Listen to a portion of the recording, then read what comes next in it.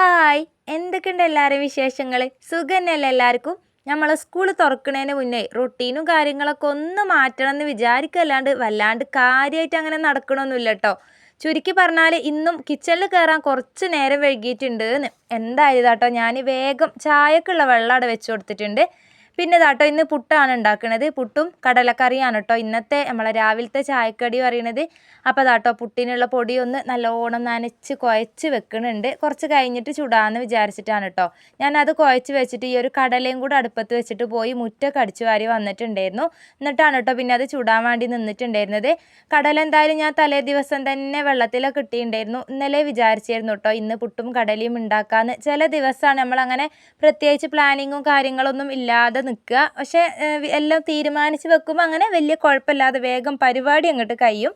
എന്തായാലും കടലയും അതിലേക്ക് ചെറിയൊരു ഉരുളക്കിഴങ്ങും തക്കാളി അല്ല കേട്ടോ, ഉള്ളി, പച്ചമുളക്, കുറച്ച് മഞ്ഞൾപ്പൊടി, ഉപ്പൊക്കെ ഇട്ടിട്ട് ഒന്ന് വേവിക്കാൻ വേണ്ടി വെച്ചിട്ടുണ്ട്.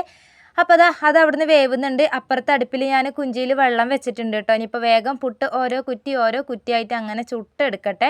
പിന്നെ നിങ്ങൾ ശ്രദ്ധിച്ചോന്നറിയില്ല, നമ്മളെ അടുക്കളേൻ്റെ ഷീറ്റിനൊരു മാറ്റം വന്നിട്ടുണ്ടല്ലേ. നിലത്തെത്തിയാണ് കേട്ടോ ഞാൻ പറഞ്ഞത്. താഴത്തെ ഞാൻ വേറൊരു ഫ്ലെക്സ് കൊണ്ടുവന്ന് വിരിച്ചിട്ടുണ്ട് കേട്ടോ. നമുക്കിപ്പോൾ തൽക്കാലം ആ ഒരു ടൈലൊക്കെ അങ്ങോട്ട് കിടക്കട്ടെ എന്ന് വിചാരിച്ചിട്ടാണ്. കുറച്ചൊരു നിറവും വൃത്തിയൊക്കെ അങ്ങോട്ട് വന്നിട്ടുണ്ട് കേട്ടോ. എന്തായാലും അങ്ങനെ ഇതാട്ടോ പുട്ട് വേവിക്കാൻ വേണ്ടി വെച്ചിട്ടുണ്ട്. പിന്നെ ഇതാട്ടോ നമ്മളെ കടലയൊക്കെ വെന്തിട്ടുണ്ടായിരുന്നു. അപ്പോൾ ഞാൻ അതും ഒന്ന് വേഗം വറവിട്ട് എടുക്കുന്നുണ്ട്. തേങ്ങയൊന്നും അരക്കുന്നില്ല. അതിൽ നിന്ന് കുറച്ച് കടല എടുത്തിട്ട് ഒന്ന് മിക്സീൻ്റെ ജാറിലിട്ട് ഒന്ന് അരച്ചെടുത്തിട്ടുണ്ടായിരുന്നു. അങ്ങനെ അരച്ചാൽ തന്നെ നല്ലൊരു തേങ്ങ അരച്ച കറീൻ്റെ ഒരു പവറൊക്കെ വരും കേട്ടോ. പിന്നെ അതിലേക്കുള്ള കുറച്ച് മുളകും പൊടി, അതുപോലെ കുറച്ച് ചിക്കൻ മസാല, പിന്നെ മല്ലിപ്പൊടിയൊക്കെ ഇട്ട് കടുകൊക്കെ പൊട്ടിച്ച് നമ്മൾ കറി ഒന്ന് വറവിട്ടൊന്ന് തിളയ്ക്കാൻ വേണ്ടി വെച്ചിട്ടുണ്ട് കേട്ടോ. അങ്ങനെ ഇതാ തിളയ്ക്കലും ചുടലും ഒക്കെ നടക്കുന്നുണ്ട്. അതിൻ്റെ ഇടയിൽ മക്കളൊക്കെ വന്നതാട്ടോ ചായക്ക് കുടിക്കുന്നുണ്ട്. ഒരു പിന്നെ കറി ഉണ്ടെങ്കിലും പഞ്ചസാര കൂട്ടിയിട്ടാണ് കേട്ടോ ചെക്കന്മാർ രണ്ടാളും കുടിച്ചിട്ടുണ്ടായിരുന്നത്. അതിൻ്റെ ഇടയിൽ തന്നെ ഞാനും ചായക്ക് കുടിച്ചിട്ടുണ്ടായിരുന്നു. എല്ലാം പിന്നെ ഒന്ന് വീഡിയോ എടുത്തിട്ടില്ല എന്ന് മാത്രം. പിന്നെ ഇതാട്ടോ അടുത്ത പരിപാടി പറയുന്നത് ഫ്രിഡ്ജ് ഒന്ന് നന്നാക്കലാണ് കേട്ടോ. ഞാൻ വാങ്ങിയതിന് ശേഷം വല്ലാണ്ടൊരു ഡീപ്പായിട്ടുള്ള ക്ലീനിങ് ഒന്നും ചെയ്തിട്ടുണ്ടായിരുന്നില്ല. അപ്പോൾ ഇന്ന് അധികം സാധനങ്ങളും ഇല്ല കേട്ടോ, എടുത്ത് ഒഴിവാക്കാൻ മാത്രം. ഇനിയിപ്പോൾ സാധനങ്ങളൊക്കെ വാങ്ങിക്കൊണ്ടുവന്ന് എല്ലാം വെക്കുന്നതിൻ്റെ മുന്നേ ഒന്ന് ക്ലീൻ ചെയ്യാമെന്ന് വിചാരിച്ചിട്ടാണ്. അപ്പോൾ നല്ലോണം ഒന്ന് നനച്ച് തുടച്ചും അതുപോലെ ഉണങ്ങിയ തോർത്തുകൊണ്ടൊക്കെ ഒന്ന് തുടച്ച് നല്ല വൃത്തിയാക്കി സുന്ദരമായിട്ട് അങ്ങോട്ട് എടുത്തിട്ടുണ്ട് കേട്ടോ. ഇനിയിപ്പോൾ എല്ലാം എന്താ പറയുക, സാധനമൊക്കെ വാങ്ങിയാൽ കൊടുന്ന് അങ്ങോട്ട് വെച്ചാൽ മതി.